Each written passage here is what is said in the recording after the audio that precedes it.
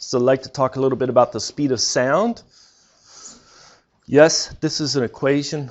We derive it for the speed of sound in a different material. It's how the pressure changes with respect to density holding entropy constant. You take the square root, that's the speed of sound.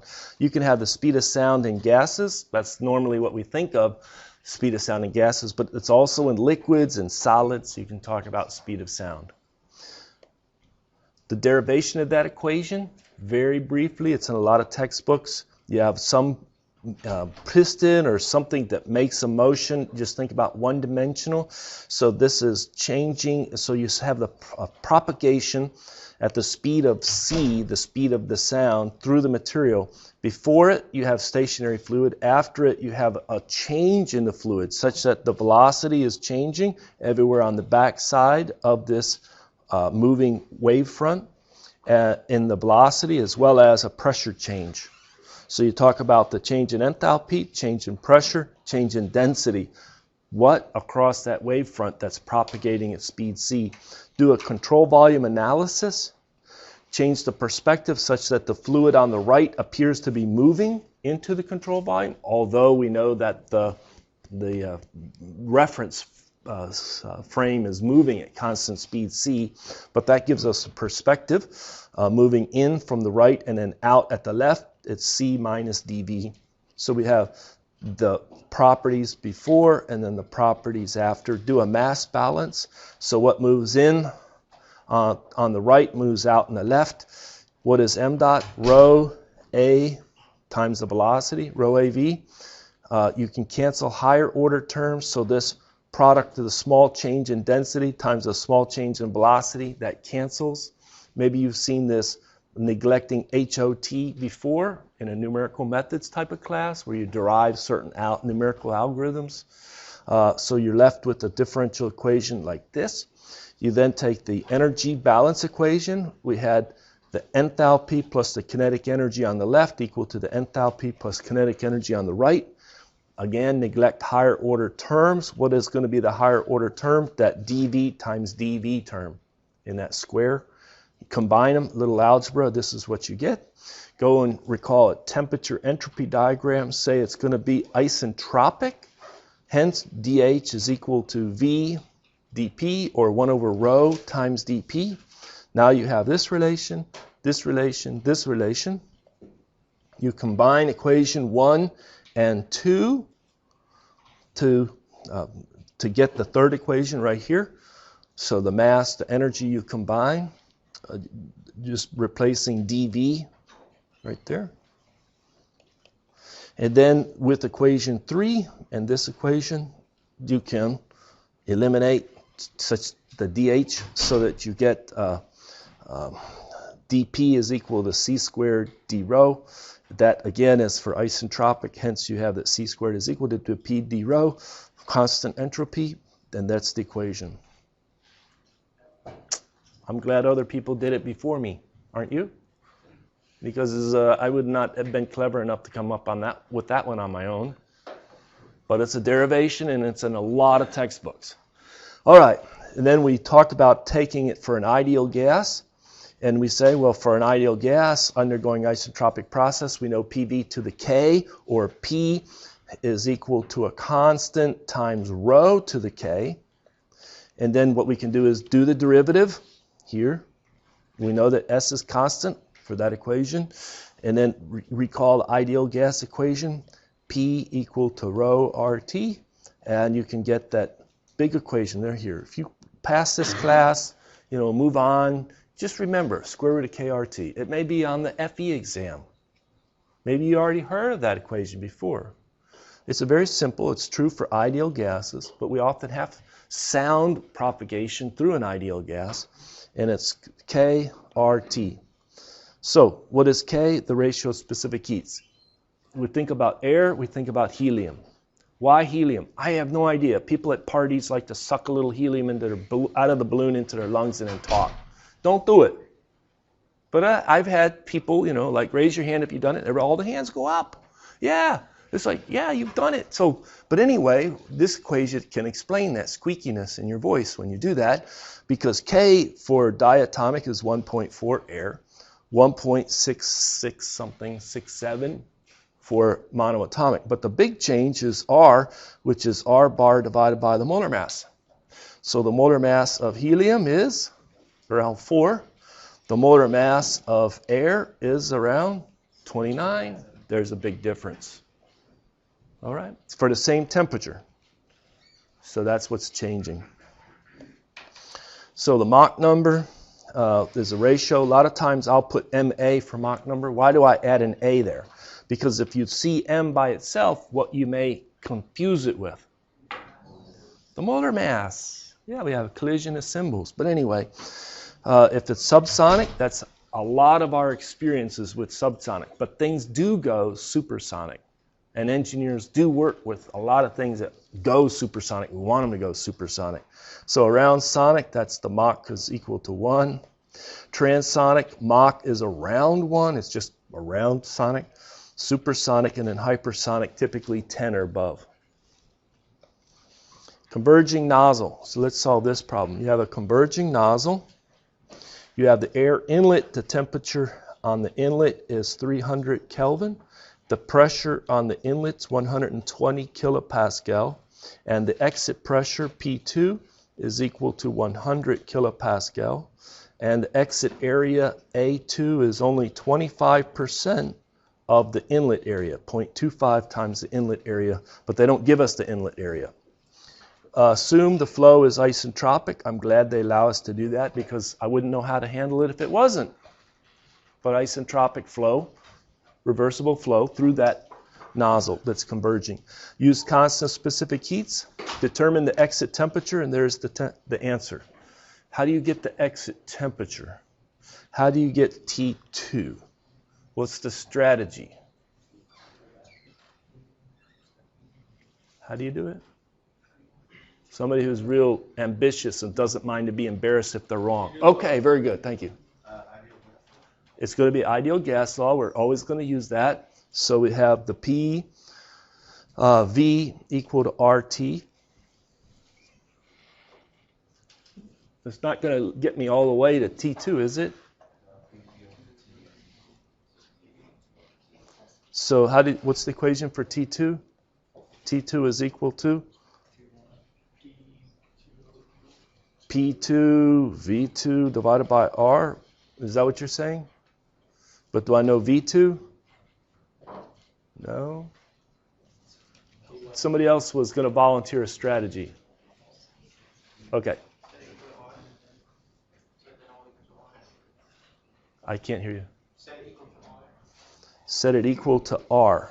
Like the gas constant R is equal to R bar divided by the molar mass? Well, it's PV over T to PV over T. Yeah, P2 times T2 over T2 equals P. Yeah, okay, so we have that P2 V2 over T2 is equal to R. That's true. How does that help me get T2? Because P1 times B1 over T1 equals P1 B1 over T1. That's true. And in this equation, if I'm looking for T2, I know T1, check. I know P1 and I know P2, but do I know V1 and V2? All right. What about T2 over T1 and P2 over T1? Okay, so you have the equation that he's recalling. T2 over T1 can be expressed as P2 over P1 for isotropic process, ideal gas, constant specific heat, K minus 1 over K. Is that what you're recalling? Now, there's a lot embedded in there, but finally I have the way to go. True? Isn't this equation where I know the pressures and I know the temperature, the only unknown is T2? That will work. So we calculate T2 that way. Is that what you were going to suggest? All right, very good. I should have walked around and then verified on people's sheets, right, what they were going to propose. All right, how do I get the exit speed, V2? How do I get V2? I just calculated T2. Energy balance? All right, very good. So to calculate V2, what's the energy balance look like? Inlet enthalpy plus inlet kinetic energy, 1/2 V1 squared equal to exit enthalpy plus 1/2 V2 squared. Right there is my exit speed, V2. So I'm in the hunt, right? This is where I'm looking. Maybe I can rewrite this equation and say that V2, I'm going to put it squared, is equal to, because I can take the square root in a second, is equal to V1 squared plus C sub P T1 minus T2, constant specific heat that for the change in enthalpy. Again, this equation right here, where did it come from? Just repeat what you told me. Energy balance for a control volume where I have one inlet, state 1, one outlet, state 2, negligible change in elevation, no shaft work, no heat transfer, steady state. Did I mention that already? And there you go. Yes, sir. Will it be charged to CP? Yes, I missed out a 2, and you have helped me. Plus 2, C sub P, T1 minus T2. Correct now? Yes.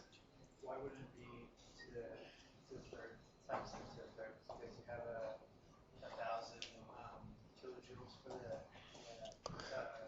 specific heat. You're trying to help me avoid a unit conversion error? Yeah. Okay, I'll get to that. But I need V1. I need V1. I know T1, T2. I need V1. How am I going to get V1?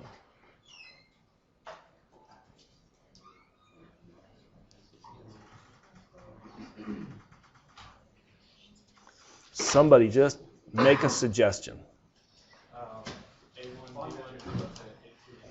All right, that's an excellent suggestion. What he said was A1, V1 divided by the specific volume at state 1 or multiplied by the density at state 1. Either way you like to write it. What did he just say by A1, V1, rho 1? What is that? M dot in at 1 is equal to A2, V2, rho 2, or V2, one of those, okay? And so this is equal to the mass flow rate out 2. What's basically for the same control volume, did a mass balance. You did an energy balance, got an equation, do a mass balance for the second equation. Now the game is challenging, but it's a game of algebra. So we recall, somebody suggested a long time ago, don't forget ideal gas. We're going to use that right now. See? We're going to use that because P is equal to rho RT at either state 1 or state 2.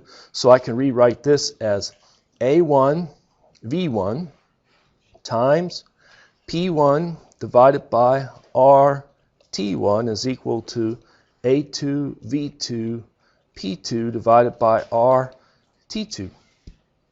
Did I lose anybody? Did I make an error? Keep me on the straight and narrow. If I make an error, you're in charge. All right, so we cancel the r's, and now what we get is we get an equation that has both V1 and V2 is in it, and we have an equation with both V1 and V2 in it. I have two equations, two unknowns. It's algebra. I have to eliminate one of the unknowns. Let's try and get rid of the V1 so that I use this one to say V1 is equal to V2 times A2 over A1 times P2 over P1 times T1 over T2. Did I do that okay? Substitute that into this equation. And so what we're going to do is we're going to have V2 squared is equal to V1 squared, which is V2 squared A2 over A1 squared times P2 over P1 squared times T1 over T2 squared plus 2 C sub P T1 minus T2. So this is going to be V2, let me just do it in one fell swoop. 2 C sub P T2 minus T1 minus T2 divided by 1 minus A2 over A1 times P2 over P1 times T1 over T2. Take that whole thing, square it, take the square root. Does that look okay or not? V2. Professor, why don't you just give me that equation on the final exam and I'll just plug and chug? That's what engineering is all about, isn't it? Well, maybe, but don't do that. Don't do that, yeah. So now let's put in our units and everything. So we have 2 times 1.005. Here's that kilojoule per kilogram Kelvin. That's my correct units on that. Our temperature, T1 came in at, I just had to move down. What was it? Came in at 300 Kelvin. And, I'm going to scoot up. I can't remember the number. 284.8 Kelvin. So the Kelvins cancel. Let me finish this out. Divide. 1 minus. What is A2 divided by A1? 0.25, 25%. What is P2? P2 is the exit pressure, 100, divided by the inlet pressure, 120 kilopascal. Units cancel. T1, 300 over T2, 284.8. All of that is squared, and all of that is in the denominator of the equation that we take the square root of. True? Okay, did I answer your question? You were going to ask me a question? I was wondering why you had V2 up there on that versus where you talk about rather than the diagram. This V2 and that V2? Yeah, where's that second V2? Well, I took this V1 squared right there, and I replaced that by this one. Okay. Yeah. And then this is the unit conversion, and I'm not going to have enough room to make it look pretty, but I'm going to put it in there. What is the favorite unit conversion right here? That 1 kilojoule per kilogram is precisely 1,000 meters squared. Professor, I only trust you. I hope that's right. You have the skill to know that. You have the skill to prove it to a skeptic. Believe me, you get out in the workplace, and some people will say, I don't believe, this, and then you have to explain it to them slowly and carefully. And somebody says, I don't think 1 kilojoule per kilogram is equal to 100 meters squared per second squared. Can you prove it to a skeptic? Please do. All right, so that's the unit conversion. So the kilojoules per kilogram go. We're finally left with meters squared per second squared. We take it, the square root, we get the meters per second. And the answer, let me scroll up here. So the answer for V2, well, it's already right there, 198 meters per second. So you were helpful trying to avoid that unit conversion problem. The last part, what's the Mach number? I'm going to scoot up and do this one right up here. What is the Mach number at the exit? It's the speed we just calculated, V2 divided by the speed of sound at the exit. But what is the speed of sound at the exit? Square root of KRT. Perfect.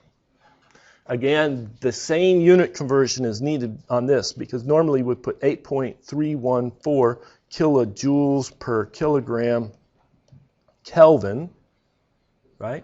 For that R, kilojoules per kilomole. Let me do it this way. Kilomole Kelvin, and then we have 28.97 for air, kilograms per kilomole.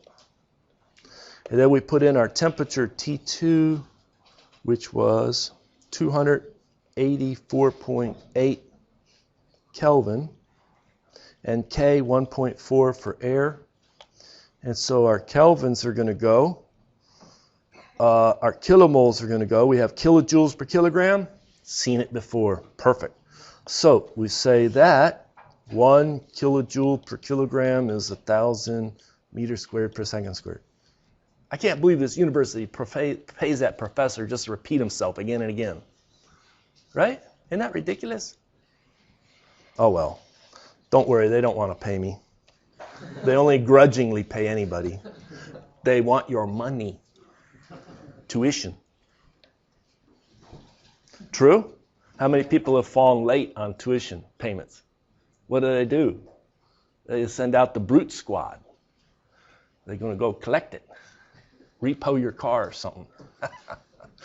Something bad. All right, so anyway, the Mach number is 0.59. What do you say about that? Sonic, supersonic, subsonic. Do you know what we have to do to make this a exit come out supersonic? What do I need to do? Well, you're ahead of me, but if I just took this number right here and I increased that pressure, it was 120 kilopascal. It's now 220 kilopascal. If you repeat the whole problem using the same calculations, you will get a lower temperature, you will get a higher exit speed, and when you compare it, you will get 1.21 Mach. You just did all the right math. And you have this converging nozzle, and now it's coming out supersonic. The problem is the math has missed something, because it will not physically come out supersonic out of this converging nozzle. What did it miss? It's that S is not equal to a constant throughout the system. It can't be isentropic. You will get a shock. You will get a shock wave. It'll become choked. It'll become Mach right there in the throat, narrowest section, right where it's about ready to exit because it's only a converging only nozzle. And then you'll have a shock right after it. There'll be a severe pressure drop right there, from there to there. They'll be very irreversible. So something was missing in our math. And so that brings up the next topic. It's, now that we understand speed of sound and subsonic, supersonic, it's the converging, diverging nozzle. In order for us to achieve exit speeds that are above 1